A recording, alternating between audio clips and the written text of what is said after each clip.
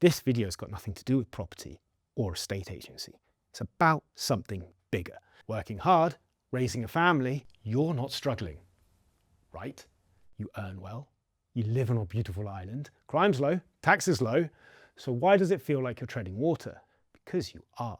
Every week it feels like another bill goes up. Food prices, ridiculous. Housing costs, through the roof. Renting, no better. Borrowing, brutal. And don't even get me started on childcare. We've somehow built a system that hamstrings half the workforce. Affordable, high quality childcare should empower parents to work, not punish them for it. Instead, we've made it so expensive that one parent has to stay home. Nurseries are shutting down and families are scraping by. Mortgage relief, gone. Chance of a proper pension through social security, basically zero. We're not thriving, we're surviving. And while we're all working harder than ever just to keep our heads above water, our government seems more focused on red tape and infighting than real solutions. 49 politicians, all pulling in different directions with no clear leadership or vision. And it shows. Our economy actually shrank last year. Jersey made less money than the year before. Less money for the island, less money in your pocket. Construction stalling, hospitality's hurting, the property market's shaky. We're slowly pricing out the very people who keep Jersey running. But here's the thing, it does not have to be this way. Jersey could be a hotbed of innovation, creativity and forward thinking. The talent's already here. I've met them, entrepreneurs, problem solvers, dreamers. They just aren't in government. That needs to change. We need change. That's why a group of islanders are coming together. Not as a political party, but as a movement. To throw a life raft to those who feel like they're treading water. They're called Value Jersey. And they're building real, practical solutions to ease the cost of living, the cost of business, and the cost of government. If you love this island and you want it to work for everyone, get involved, have your say. Help shape a Jersey that's affordable, ambitious, and alive again. Because if we want better value for Jersey, it's up to us to demand it.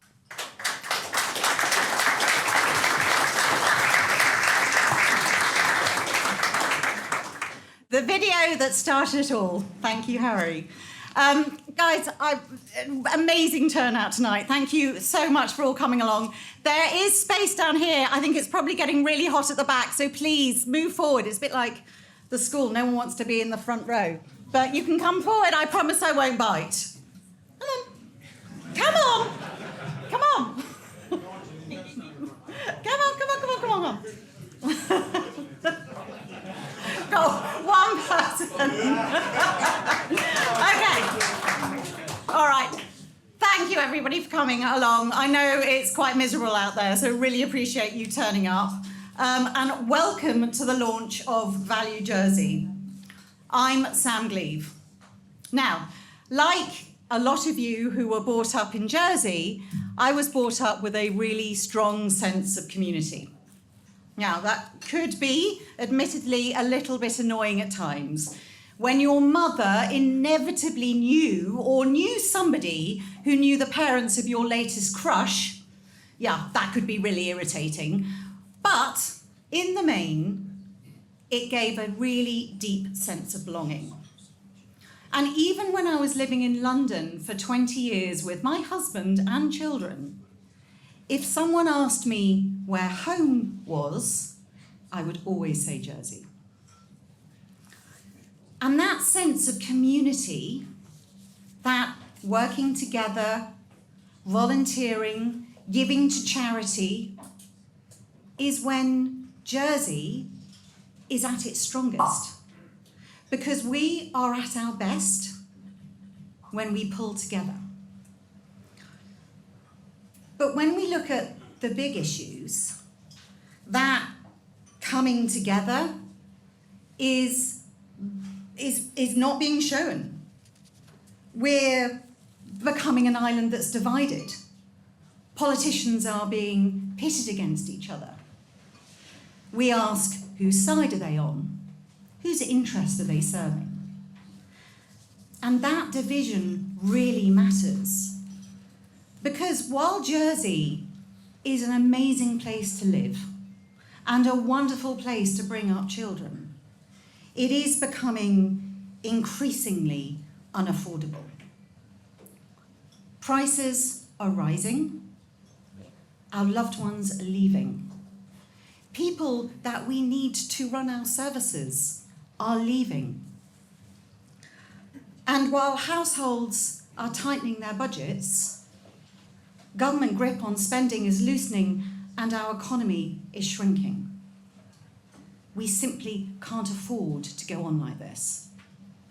Now, when you're looking at affordability, there are three key things, aren't there? There's you need to earn more, you need to waste less, and you need to spend well. So Value Jersey wants to tackle the cost of living and the cost of business and the cost of government, because those three principles are as true for the government and business as they are for families. Too many decisions are being taken with a lack of evidence and a lack of data. And we're not measuring properly, or learning quickly enough, or being ambitious enough, or looking globally at what is working. We're not learning fast enough. So, Value Jersey is trying something different. We're building a team of passionate people from across our community. Value Jersey's job is to bring that talent together and to develop solutions based on evidence, not ideology, to create a manifesto that any politician can use. And that evidence really matters. It can lift us above division. It doesn't matter if you're left or right or centre. It's how I've built my career, looking at the evidence, looking at data, looking globally, learning from other places, and turning good ideas into change. Now, you won't hear policies that have been hastily cobbled together tonight. This is the beginning. We do have some ideas, but they need to be worked through based on the evidence. And Value Jersey is asking for more ideas from you. If you go to the website on the QR code, you can fill in your ideas there or contact Value Jersey. We would like you to join us in that work. You will hear from some wonderful people tonight. None of them will talk for long, promise. 3 minutes top, but each has a perspective on what they would like to see change in Jersey and why they are supporting Value Jersey. So, first of all, let's hear from somebody who represents the community that ultimately we are doing this for, the next generation. Please, can you give a warm round of applause to Gabriel Raimondo.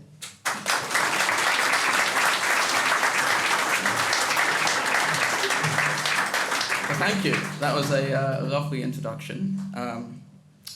So let's get started. Good evening, everyone. It's lovely to see so many of you here.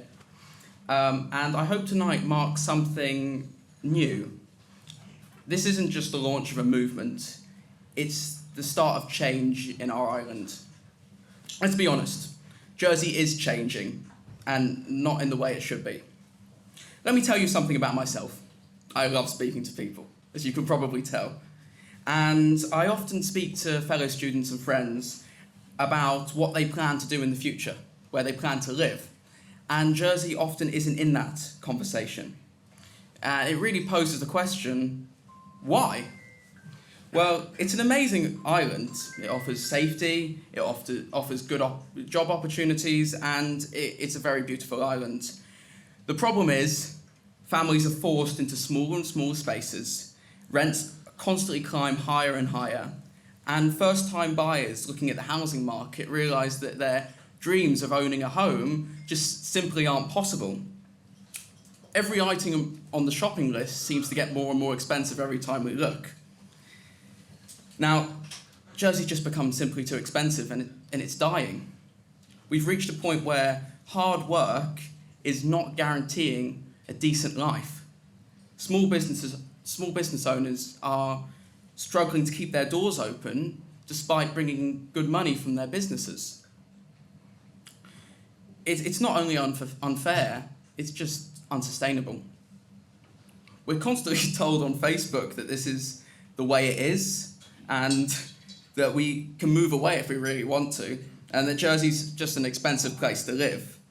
But I think that's a really poor excuse. I mean, this is a result of choices, isn't it? It's decisions that are being made by people that we vote for and that we trust, and it really just feels like we've been let down. Here's the thing though, we can choose differently. I mean, we can choose to build a Jersey where staying here isn't a monthly struggle. We can choose policies that make housing genuinely more affordable, and we can choose to put our community first. We can do it together. This movement isn't about being left or right. It's not about benefiting certain groups while restricting others. It's about saying that enough is enough. We will not stand by while we watch our family, our friends, our teachers, our young people be priced out of a place that they call home. Every single one of us is here because we care, because we believe that Jersey can be better. Please get involved, all of you. Every single voice here matters, and we really do have the ability to talk, understand, and create change in Jersey. Because of the amazing beaches here, I think it's very fitting to say that tonight is the night that we draw the line in the sand. Let's build a Jersey that's better for all of us. Thanks, guys.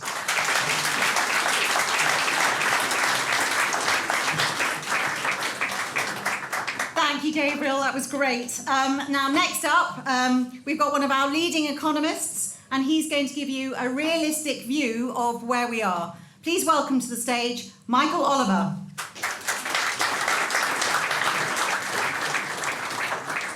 Thank you very much, everyone. I'm not going to sit here and quote lots and lots of numbers at you because that would bore you to pieces. But just think of this. The former economic advisor to the States, Colin Powell, famously referred to the Jersey economy as a three-legged stool.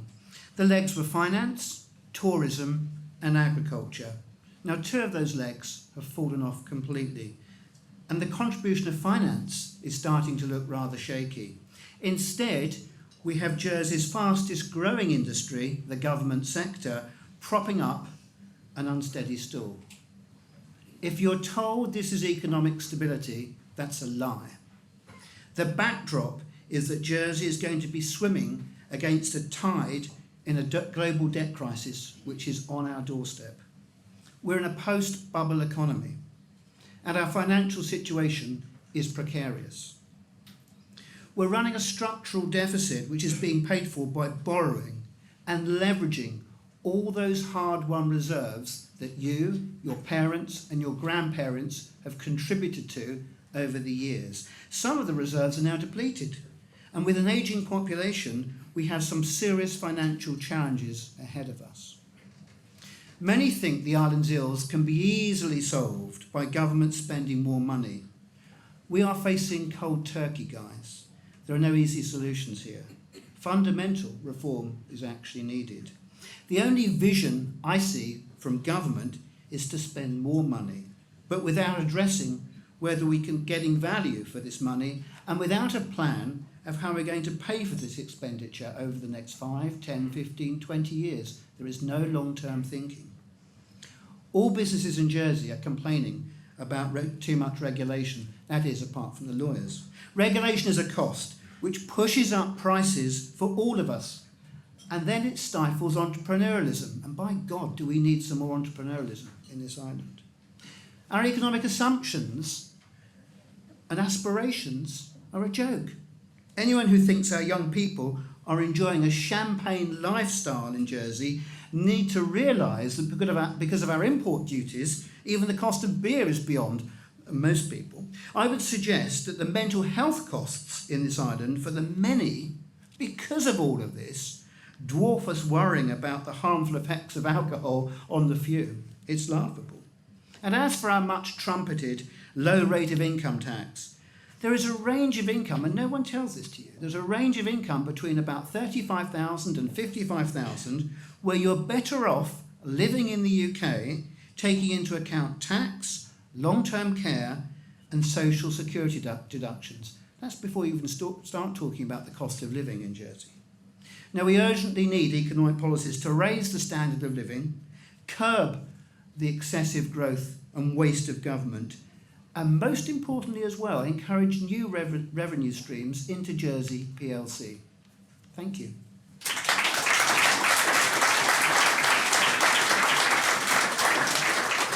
Thank you, Michael. Okay, so we now have to the stage, some of you will already know him because he's very passionate about Jersey from his talks that he gives. I'm slightly worried about his walking talks that he's coming up on a crutch, but he assures me that it's all fine. So please welcome to the stage, Toby Clyde-Smith.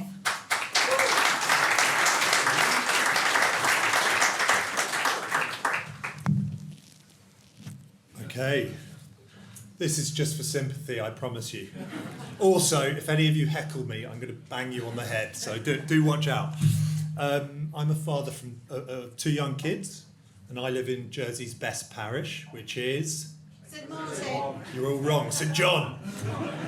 I live in St John, and on the 8th of June last year, my dad died. I went to his house first thing in the morning to wave him off.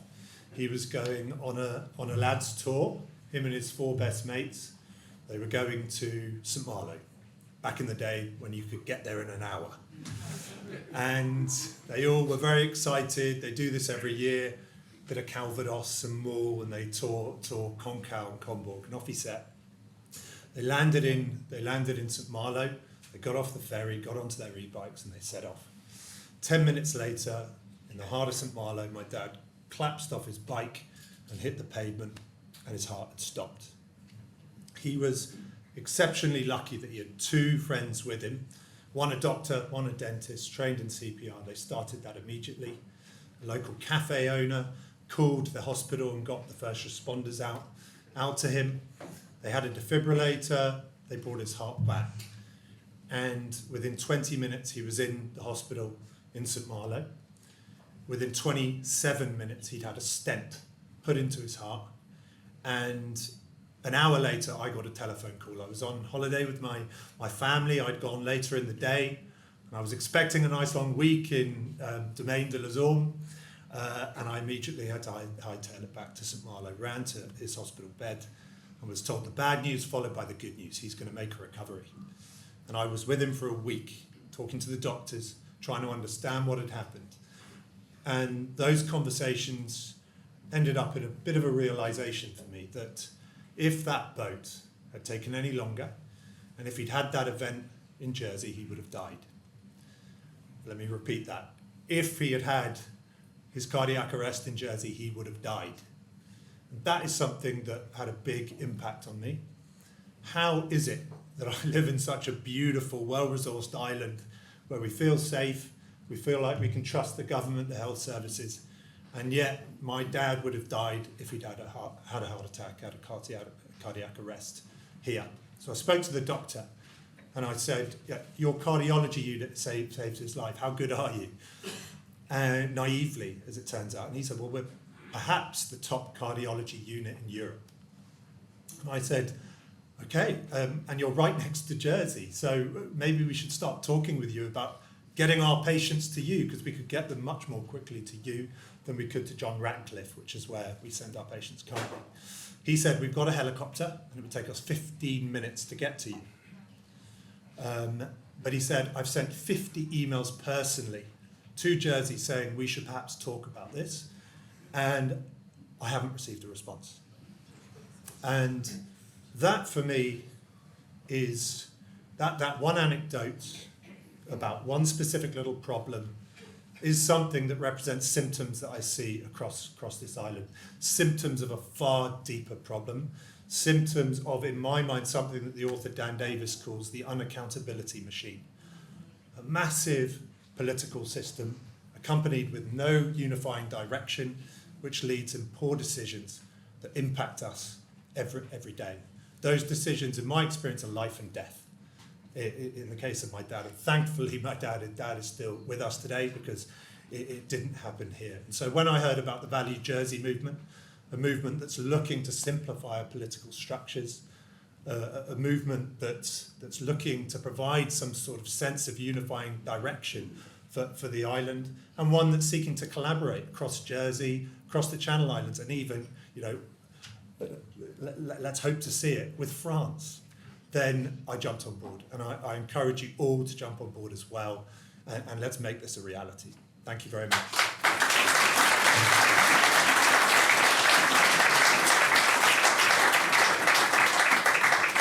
Thank you, Toby. Too tall.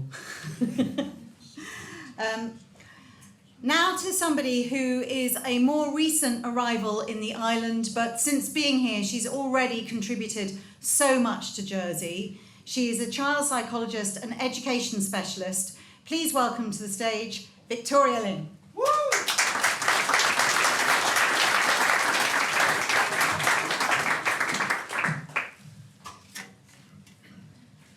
Thank you, Sam, for the introduction. Good evening, everyone. So my name is Victoria Lee. I think most of you would be thinking like it must be an L-E-E, but actually it's L-I. So I'm from mainland China.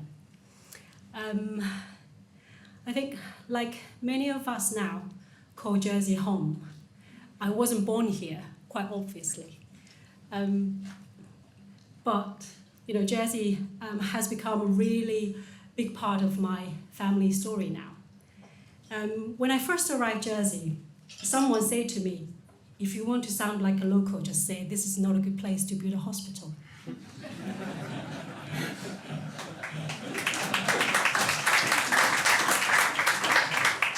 That, of course, made me laugh too. I know that, it takes more than a joke to feel like a local. So I connect, I contribute, and I give back. When I first began volunteering with a local education charity, I discovered something deeply unsettling. The story I was being told about Jersey's education system didn't match the reality I was seeing. Despite significant government spending, our outcomes aren't at the level of countries like Finland or Singapore. They are all the small nations that transformed education systems within one generation by valuing teachers, embracing diversity, and focusing on every child's potential. There's a reason why I mentioned about Finland and Singapore. It's not because they are, the high achievers. It's because our government, per student, we spend more. Yet our outcomes don't reflect that investment. That tells me that the issue isn't how much we spend, it's how we spend it. Our families today are more diverse in background, in language, in experience. But our support systems haven't kept pace. We have multilingual children whose talent are still being overlooked, and young people searching for relevance and purpose, and teachers doing extraordinary work in ordinary conditions. And across the island, people are craving connection, belonging, and hope.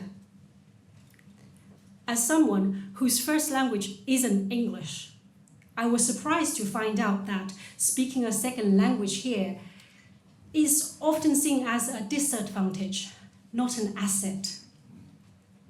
But multilingualism is a strength. It is time to remind us that Jersey's story doesn't stop at its shoreline. It begins there. Education changed my life. I was state educated all the way through and received a full scholarship to pursue a PhD in education. It gave me dignity, independence, and freedom. So it pains me to see young people here growing up anxious, uncertain, and disempowered in a system that talks about raising standards, but forgets that education is about raising people. Jersey has always had ambition, but ambition needs delivery, and delivery needs accountability, collaboration, and courage. We need to value Jersey's talent, not to waste it. Because when we waste potential, we waste the island's future. This is why I'm here. I believe in building bridges, not silos. I believe in using evidence-led change. And I believe that every young person in Jersey deserves to feel that there is a future for them here. A future built on fairness, belonging, and hope. If we can afford to waste talents, then we can certainly afford to do better. Because when we bring people together across the schools, sectors, and communities, we don't just make education stronger, we make Jersey stronger. Thank you.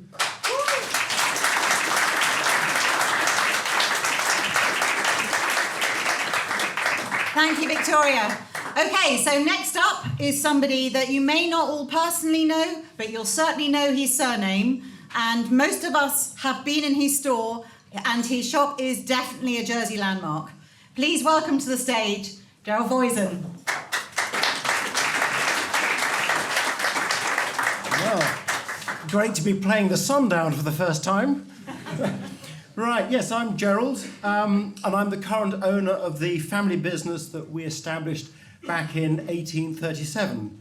And for nearly 2 centuries, Voisin's has seen Jersey navigate an ever-changing world with a can-do entrepreneurial spirit. When an expanding Europe needed feeding, Jersey's entrepreneurial farmers stepped up, not just supplying the market, but creating demand for product grown in our own land. And indeed, now people pay a premium for Jersey on the product. When Britain began to dream of summer holidays with a foreign flavour, Jersey's hoteliers turned it into a reality and our tourism industry boomed. As international business flourished, Jersey's financiers saw an opportunity. Nimble evolution built the competitive world-class finance industry we see today. I have witnessed much change myself. Growing up here and steering my business for over 30 years, I've seen what happens when our entrepreneurial spirit is set free to be innovative and competitive. And I've seen what happens when government chains it up. Mismanagement is grinding us to a halt. We have lost our competitive edge. Costs are rising and income isn't catching up. I want a government that will make Jersey more affordable, that will unlock our entrepreneurs, find our competitiveness and reboot our economy. A leadership that bears down on inflation, values taxpayers' money instead of wasting it, and restores the balance of risk and reward for local businesses. My family business has survived nearly 190 years because Jersey thrived. To hand that business to the next generation, I must also hand them a more affordable island. That is why I am supporting Value Jersey.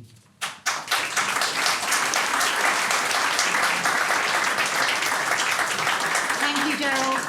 Okay, so next up is somebody who couldn't be with us tonight in person, but he really wanted to contribute and tell us his views. So we have a video for you to watch. Dr. David Ning.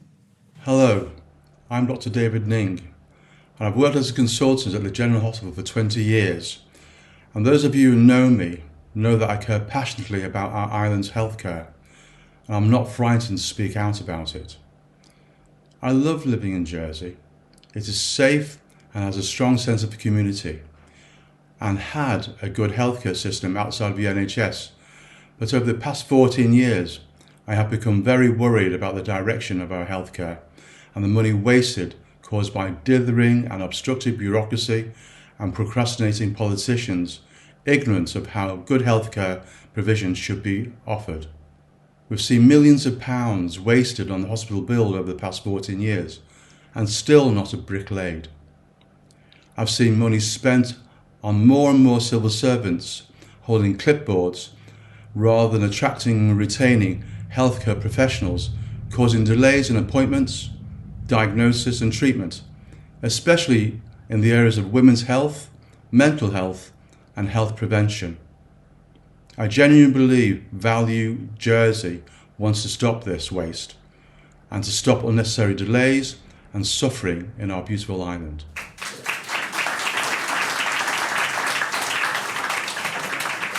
So next up is someone I went to Claire's LinkedIn, and I thought I'm going to be here for 3 minutes if I list everything that is down there in terms of her qualifications. So I've got this agreed with her. She's a law professor, she's a senior leader, and she's a human rights specialist. Check out her LinkedIn. She's very impressive. Professor Claire Dutton.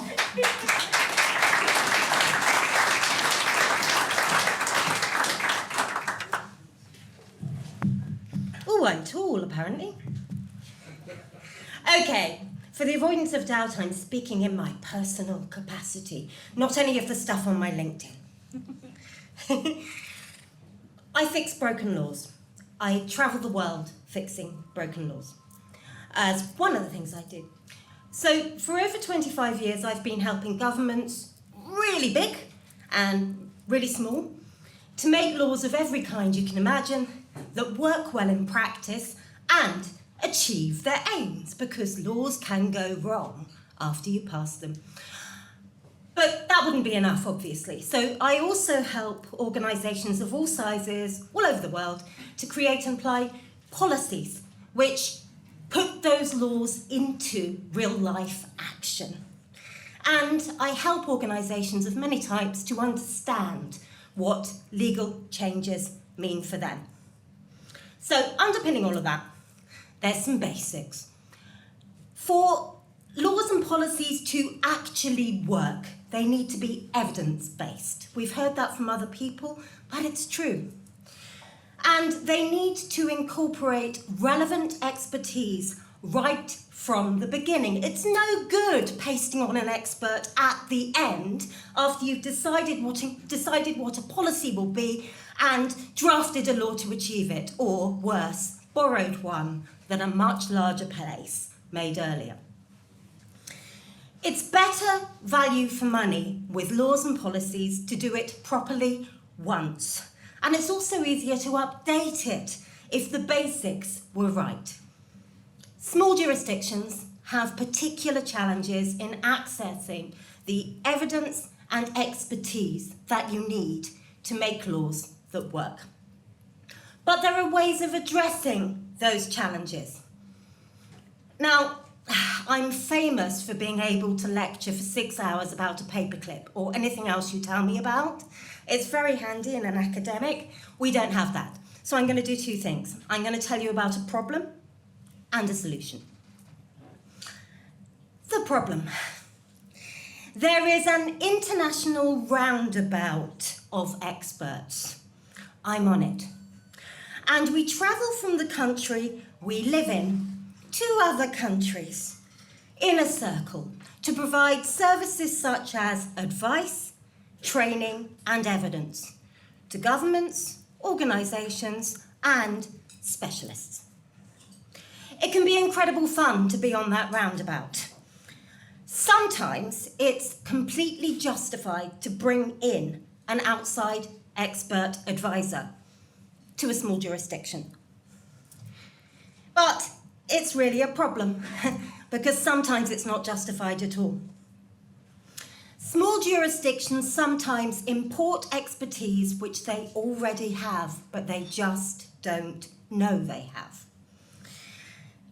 How do I know this? Well, I'm a member of many large online networks of experts in different things, and I work in more than one field of expertise, more than one subject area, So I cross between those networks and I see things.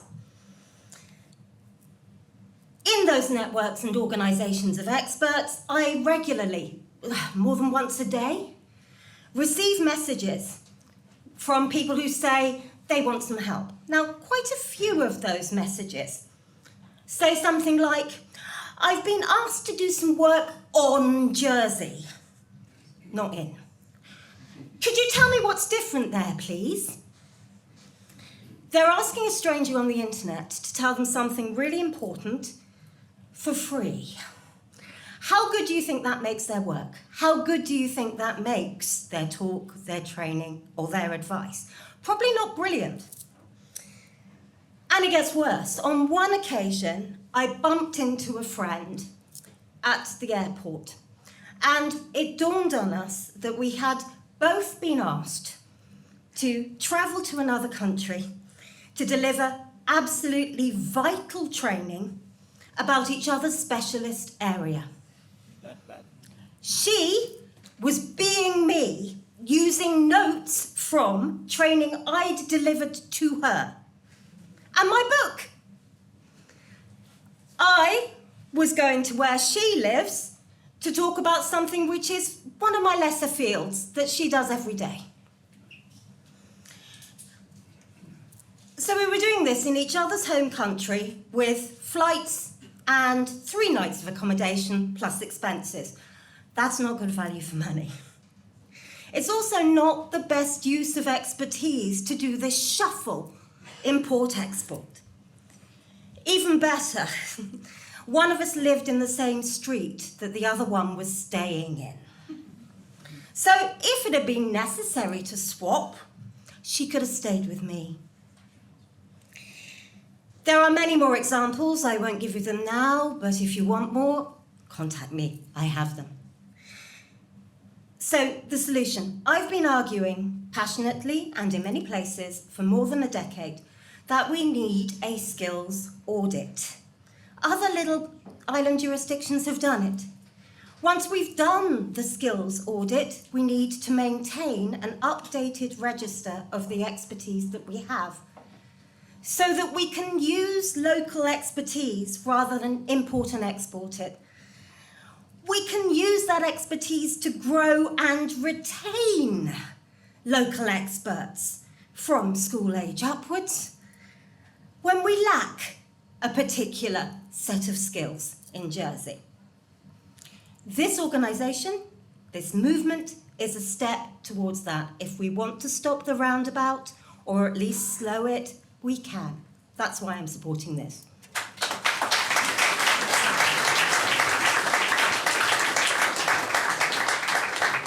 Thank you, Claire. Okay, so next up is another hugely impressive economist, and he is going to talk to us about our economic opportunities. Please welcome to the stage Peter Lucas.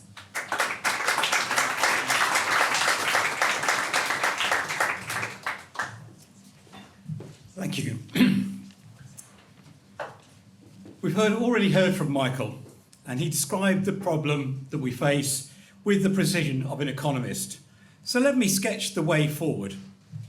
Jersey has lost its balance. Our economy is too dependent on government spending, and too little is being done to encourage the private sector to grow. The numbers tell the story. A structural deficit, falling productivity, rising public payrolls, reserves being used to fund routine spending. That's not sustainable, and it's not fair on the next generation. But small economies have one great advantage.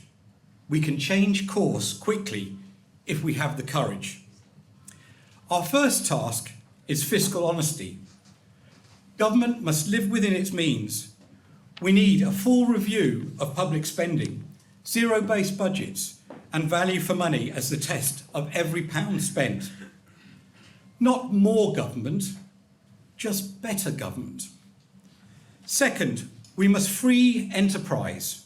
Regulation has its place, but today it's choking initiative. Let's make Jersey the easiest place in the British Isles to start and run a business by simplifying the rules, cutting duplication, trusting people to get on with it, and changing the way that regulations are policed. Third, we must grow smart. Instead of chasing buzzwords, let's back what Jersey already does best. Trusted finance, digital innovation, niche tourism, and the green economy, sectors that play to our strengths and export our skills to the world. And finally, we must reward work and aspiration. Hard work should pay. Young islanders should see a future here, not feel forced to leave because housing, taxes and red tape push them out. Jersey was once dynamic and needs to return to smaller, smarter government and a freer, more vibrant economy. Thank you.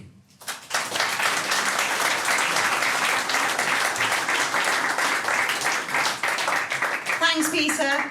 Okay, so now we've got somebody who co-founded the Policy Centre. He co-founded the Island of Longevity Initiative. And a quick plug, there's a big seminar tomorrow, and please go and find out about it. Everyone's invited to come along to that. But he's here to talk to us about what we need to do next, and his name is Phil Romeril.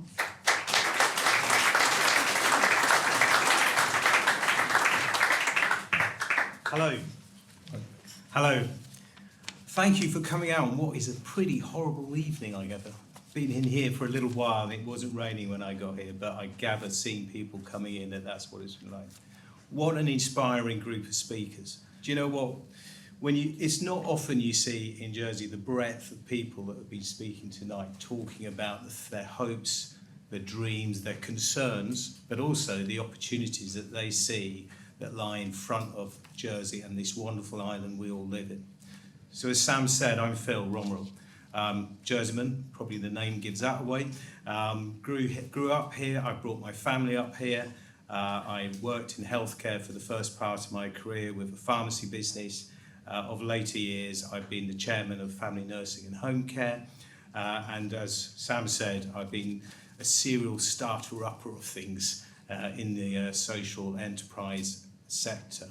The great thing about the longevity scheme and the policy centre is that although I'm one of the co-founders of both those organisations, what happened very quickly and the reason why they were successful is that we started working with as broad a group of people as we could from the start. And this is what tonight's about. This is actually a call to action, okay? We have ideas, we have started the ball rolling, we've done some research, facts, that's what it really matters here, and we understand that the primary cause of concern for the people who live in this island is the current cost of living that is affecting and impacting on everything everyone wants to do.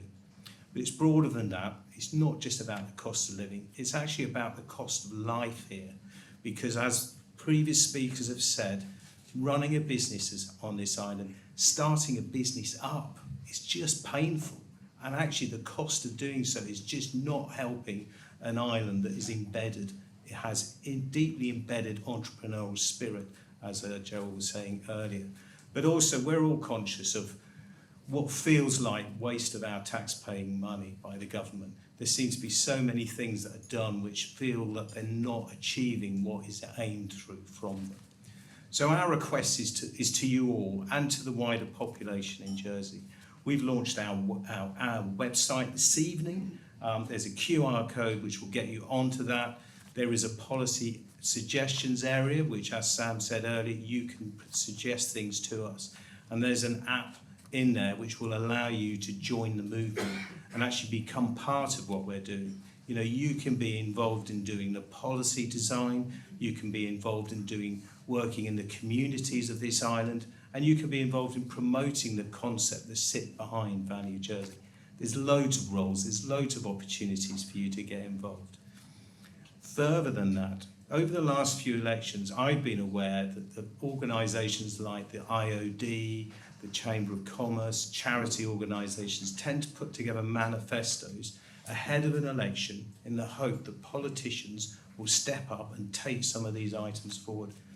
I don't know if they're successful. I don't know if they feel once the people are elected into their roles that they actually carry out what they say. You're going to need to ask them about that. But one of our commitments as Value Jersey here is to work with lots of organisations and try and create a truly comprehensive and cohesive manifesto set that we can then encourage candidates to stand against for the next election. So you as the electorate know what you're voting for when you're putting that cross in your ballot box, and then you can hold your politicians to account when they're in office and whether they're delivering or not, because that's what's not that is what is not happening at this moment. So please go to the website, please go to the app. I've been asked earlier why are we not a party, right? Okay, so we respect that the Jersey people love their independence and their desire to go and do things as a team and work together. So we're prepared, and that's why we're not setting up as a party. We're not going to run candidates as an organisation, but we commit to work with anyone who wants to stand in the election and on our manifesto to deliver it. And that includes organisations and parties as well as independents. We will truly work with everyone, okay? So go on the app, get involved. Let's make Jersey a better place, okay? So I'm going to wrap up now. We've got one more video, and then you can get back to the bar and having a drink and a chat. We'll all be around, so you can come and ask us any questions while we're here. I'm going to just introduce Sophie, who's who the video is. Sophie's part of our team. She's really famous. She's really great, and she actually is a true representative of this island. She recently won 2 major awards at the Pride of Jersey award ceremony. So she won the Ambassador of the Year and she won the Gary Burgess Award, which is about shining a light of hope, which is what we're about. That's what we're trying to achieve. Okay, so over to you, Sophie. I was 17 when I did my first haircut, and it was obviously terrifying, and the client was terrified too. But I obviously worked in an amazing salon, a great team of people. The very first lessons I learnt when I was doing hairdressing was that in order to be a success, you need to have a great team working with you collaboratively together. I always knew I wanted to have my own business. I knew it would be incredibly hard here in Jersey. Obviously, we have things like high rent, etc., so on, utility bills. But I knew I wanted to do it, and obviously it was a bit like the first time I cut someone's hair. Making that leap was terrifying, but you know, over the years I've grown my little business. I've got a great team of people working with me now, not just with me, alongside me. We work as a team together so that we can make sure everybody who comes through the doors is well looked after, and I think that's the most important part. And it's the same with any government, you know, you should be working together in order to be able to make the change that you need. You can't be fighting one battle against another. Everything just seems so lost in the system. Like, you know, when I speak to politicians, or when I've been speaking to politicians, there's been so many times where the ideas that they have don't match what I hear in the salon every single day. And you know, I talked to a lot of people over the last 20 years, and nothing that people want ever seems to get done. And I think it's really important that now we all need to start working together as a team. My first time I started, it wasn't such a campaign as such. My eldest daughter was showing signs of autism, and both the education department and the health department were disfailing her, and so I wanted to make sure that she was getting the diagnoses that she needed, so that her life moving forward would be easier, so that, you know, she can continue to get what she needs out of life in Jersey. And then obviously that kick-started my love into campaigning, politics, But obviously that was totally different from the world that I was coming from.